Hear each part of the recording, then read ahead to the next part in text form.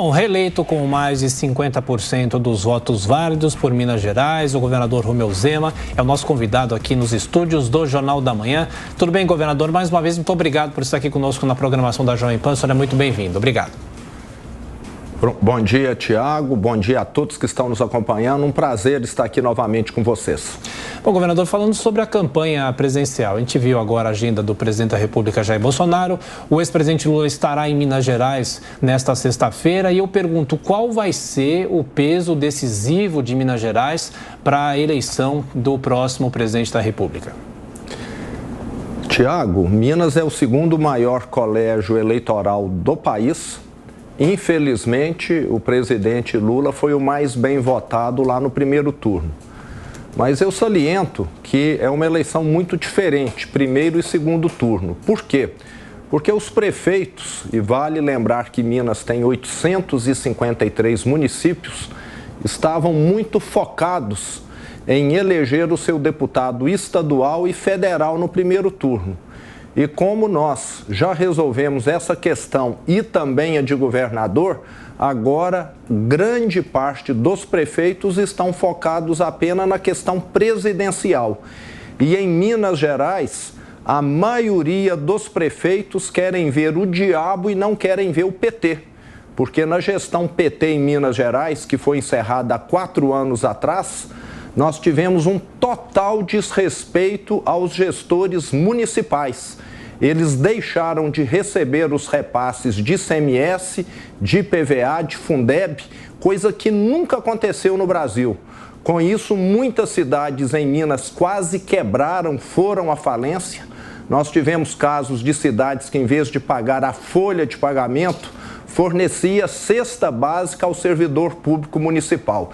E casos de prefeito que renunciaram, que adoeceram e até que suicidaram em Minas. Então é só refrescar um pouco a memória do mineiro que essa votação do primeiro turno vai mudar muito no segundo. Ricardo Salles. Zema, você incontestavelmente é a maior autoridade hoje do Partido Novo, representa um segundo mandato do segundo maior colégio eleitoral do Brasil, um governo exemplar, não é? E, infelizmente, a gente tem assistido reiteradamente o mau exemplo do fundador do Novo, que não só manipulou o Diretório Nacional, perseguiu pessoas que não concordavam com ele, não apoiou a sua primeira eleição, não apoiou a sua reeleição, enfim, e culminou, né, com esta vergonhosa declaração de voto em Lula. Pergunto, não está na hora do Partido Novo expulsar João Amoedo e tomar definitivamente um rumo melhor para que atinja aquilo que pretendeu ser desde a sua fundação? Salles, eu concordo com você. Me parece que o Amoedo, uma pessoa que teve lá atrás, há 8, 10 anos atrás, uma ideia excepcional, que é fundar um partido propositivo, um partido de princípios, de valores, se perdeu no decorrer do caminho. Isso aconteceu, na minha opinião, e você assistiu, você ainda era ministro na ocasião, ele começar a atacar de forma assim consistente o presidente Bolsonaro. Tudo que o presidente fazia estava errado. O que já demonstrava naquele momento ali, parece que um certo sentimento de perseguição, né? E não mais de princípios. Então me parece que ele próprio esqueceu aquilo que ele ajudou a escrever no passado. Mas eu tenho certeza que quem está no Novo não esqueceu, porque está muito bem escrito lá. O que o Novo quer, o que eu quero e o que a maioria dos brasileiros querem é o contrário do que o PT já fez e vai fazer de novo caso venha a ser eleito. Então o bom senso vai prevalecer. Já tenho contato com muitas pessoas do Novo que falaram, ele tem de ser expulso porque ele hoje não só não representa o partido, como também se tornou um peso, um ônus, alguém que só tem contribuído para atrapalhar o Partido Novo. Governador de Minas, Romeu Zema, pergunta agora de Diogo Schelp. Governador, bom dia. O senhor falou anteriormente que, infelizmente, a maior parte dos eleitores em Minas Gerais deram voto a Lula, né, e menos em Bolsonaro. Curiosamente, inclusive, em 436 municípios do estado, o senhor venceu né, teve mais votos, assim como o Lula venceu, teve mais votos. A que o senhor atribui esse fenômeno que às vezes é chamado de luzema, né, dos eleitores que votaram no senhor, né, que viram qualidade e mérito no seu trabalho, mas que também votaram em Lula? Diogo, esse fenômeno eu encaro ele com naturalidade. Nós fizemos um governo com muitas entregas nesses últimos 4 anos. Eu sou muito próximo do interior do estado, de todas as regiões. O lugar que eu menos fico no meu governo é no meu gabinete. Então, estou sempre presente. Mas Minas Gerais é um estado de transição. Nós temos uma parte expressiva do estado, o leste, o nordeste e também o norte, que se assemelham muito ao nordeste do Brasil, onde o candidato Lula tem uma boa popularidade. E, consequentemente, ele foi bem votado. O eleitor é muito pragmático, mas nesse segundo turno nós estamos refrescando a memória do mineiro, lembrando como 2015 e 2016 foram anos terríveis, e isso depois do PT estar no governo federal há 14 anos e ter fabricado a maior recessão da história do Brasil, sem pandemia, sem guerra na Ucrânia, no momento em que o mundo crescia. Então é só questão de refrescar a memória para o mineiro voltar a ter noção do que realmente é melhor para ele. Bom, agora a pergunta é de Roberto Mota. Mota. Bom dia, governador. Parabéns por sua reeleição. Como um dos criadores do Partido Novo, eu tenho orgulho de ver o surgimento de um líder com a sua estatura, capacidade de gestão e, principalmente, fidelidade aos princípios originais do Partido Novo.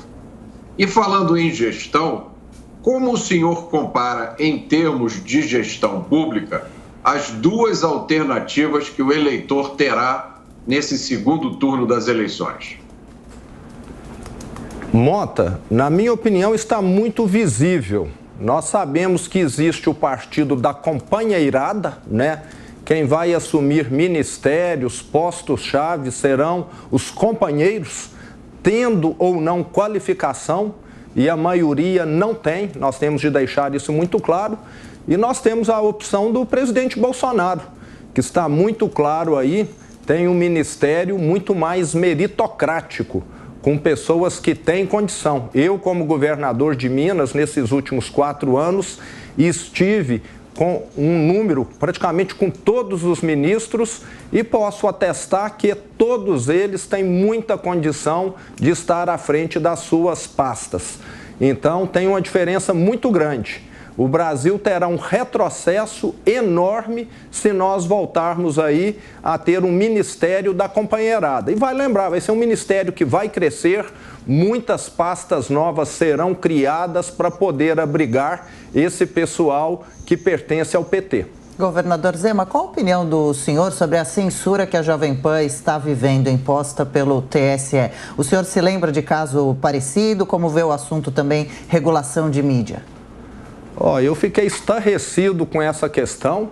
Eu não me lembro muito bem de caso parecido, não. Deve ter acontecido quando eu era criança, talvez na época da ditadura militar, que talvez tenha ocorrido algo semelhante a isso. É algo que deve servir de alerta para o povo brasileiro. Se alguém está querendo tomar alguma medida autoritária, é quem está fazendo essas medidas. Não é o nosso candidato à presidência de forma alguma, o presidente Bolsonaro. Quem está querendo amordaçar, calar a boca dos meios de comunicação é quem fez essa medida. Governador, no começo da gestão do senhor, o senhor enfrentou muitas dificuldades, pegou uma máquina pública com muitos desafios, com salários atrasados, houve também a tragédia de Brumadinho especificamente também, que trouxe muita tristeza para Minas Gerais, enfim. Eu pergunto, essa correção que o senhor conseguiu fazer e o que projeta para os próximos 4 anos em relação à arrecadação, aos cofres públicos do Estado e também já pensando numa reforma tributária que o Brasil precisa? Nesses 4 anos, eu sempre menciono, nós conseguimos colocar o trem novamente em cima dos trilhos. E nesse segundo governo agora eu tenho obrigação de fazer um melhor do que o primeiro, porque o trem já está nos trilhos e agora é fazer com que ele tenha uma velocidade maior. Então nós vamos continuar muitos dos projetos já iniciados nesse primeiro governo. Eu posso citar aqui que já reformamos 1.400 escolas, vamos reformar mais 2.000 escolas no segundo governo, lembrando que são escolas que estavam numa situação terrível. Já pavimentamos com asfalto novo 2.500 quilômetros de rodovias que foram recuperadas e vamos, no segundo governo, chegar a 10.000 quilômetros de rodovias que também estarão numa situação muito boa ao final do mesmo. Lembrando que nos últimos 10 anos, Minas Gerais só teve operação tapa-buracos.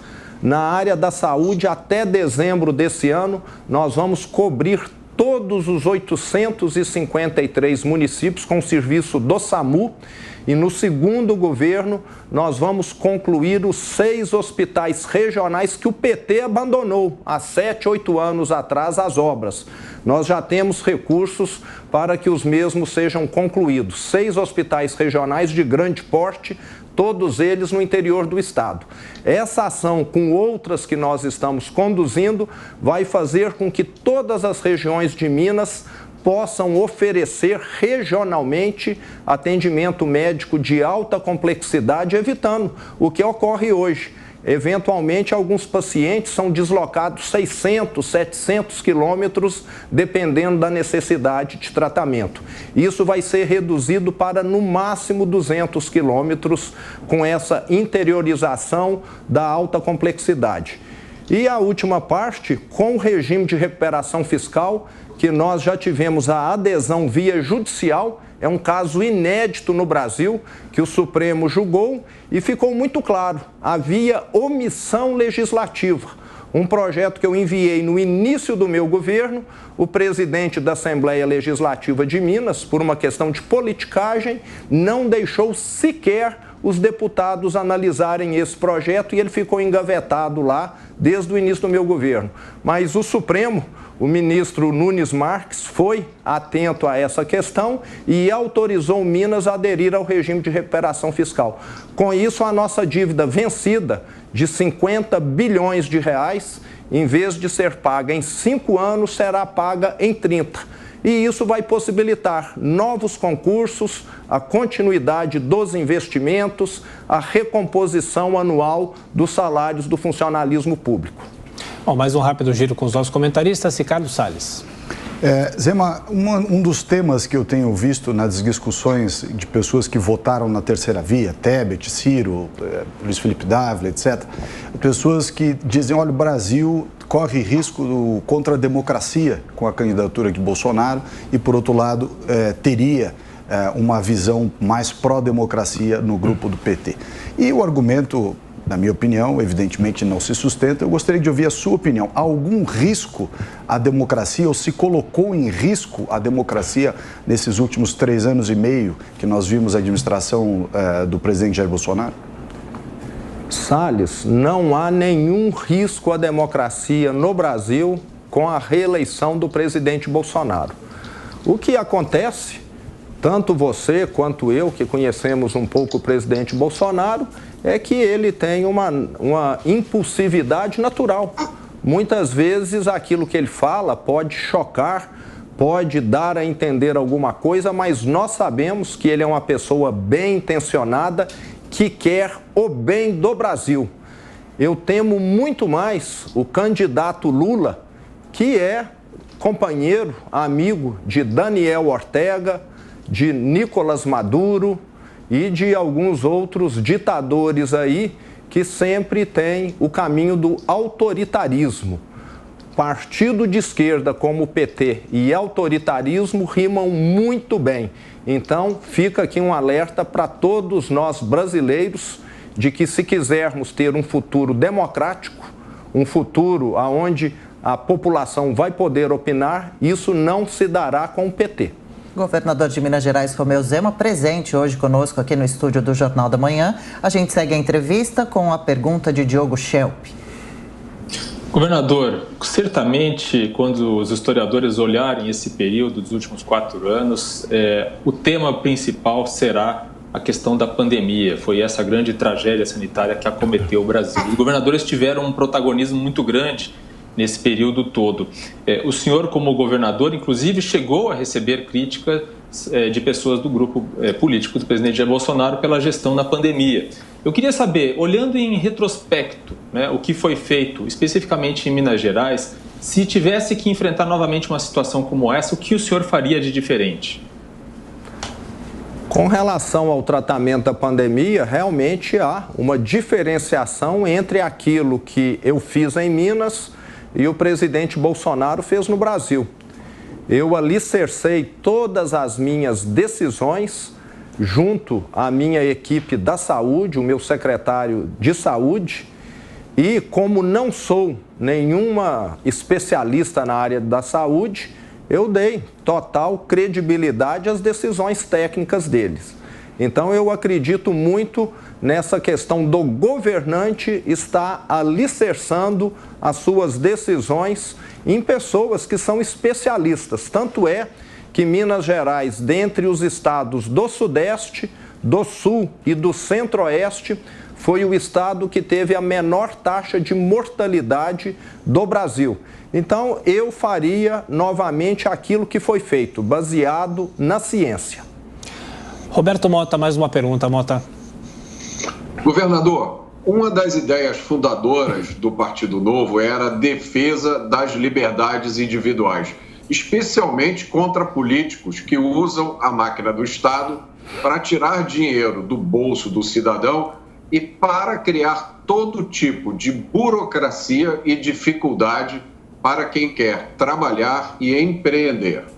Na sua opinião, qual das duas opções no segundo turno é a melhor, tanto para trabalhadores quanto para empreendedores e empresários?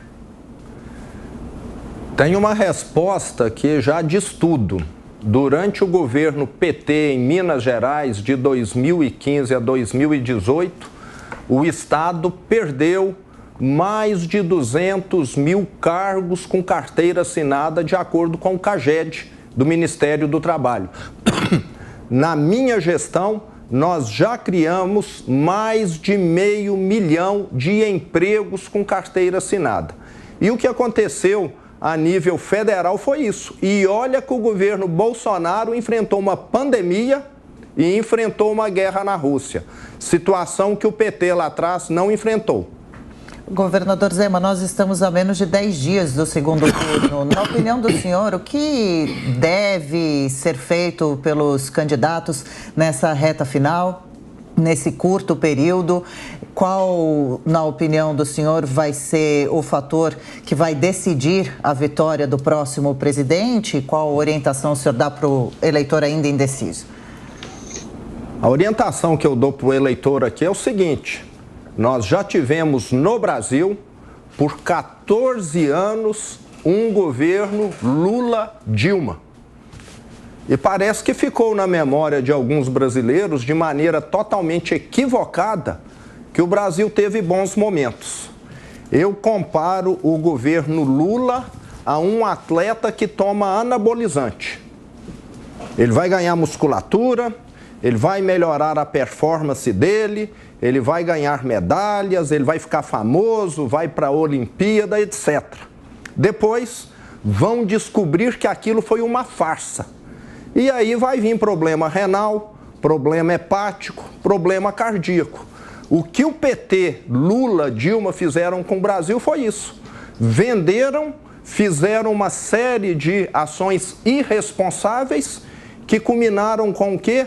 Com a maior recessão, com a maior crise do Brasil em 2015 e 2016. 3 milhões de desempregados nós tivemos naquela ocasião. Todo mundo aqui que está nos acompanhando vai conhecer alguém que perdeu o emprego, alguém cuja empresa foi à falência ou encolheu, que é o caso da empresa que eu administrava, eu naquela ocasião, tive de reduzir o quadro da empresa em 2.500 funcionários, a empresa que eu administrava. A pior recessão que eu enfrentei na minha vida. E como eu disse anteriormente, o mundo estava crescendo, só o Brasil afundando. Não tinha pandemia, não tinha guerra, tinha prosperidade. E o PT, com a sua corrupção, com a sua incompetência, escândalos, fabricou a maior crise da história do Brasil. Então, o brasileiro precisa, nesse momento, de refrescar um pouco a memória.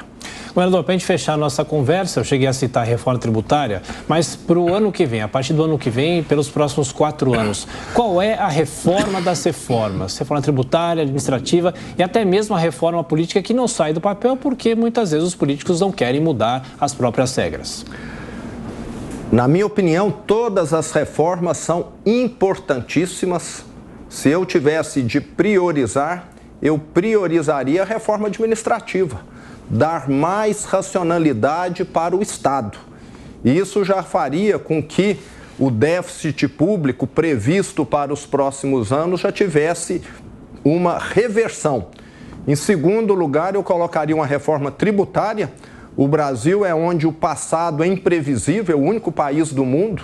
Qualquer pessoa está sujeita a receber uma cobrança do município, do estado ou da União a qualquer momento, mesmo tendo pago tudo corretamente, se houver uma mudança de entendimento por parte dos tribunais.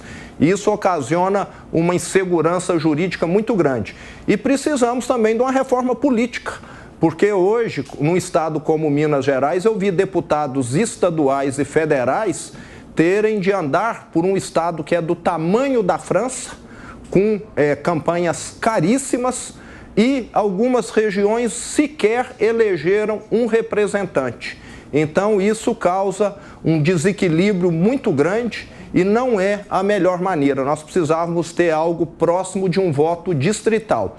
E o Brasil, infelizmente, tem sido o país das pautas pequenas. Em vez de tratar esses grandes temas que vão colocar o Brasil no futuro, fica se tratando aí de assuntos secundários. Parece que o legislativo no Brasil não está acostumado a assumir a sua responsabilidade, a ter coragem de votar pautas muitas vezes consideradas complexas ou impopulares e fica votando coisinha pequenininha, irrelevante, que vai atender uma categoria, que vai atender determinado setor somente. Governador de Minas Gerais, Romeu Zema, muito obrigado pela visita aos estúdios da Jovem Pan em São Paulo. Boa sorte e sucesso sempre. Um abraço. Muito obrigado. Foi um prazer estar com vocês. Prazer nosso.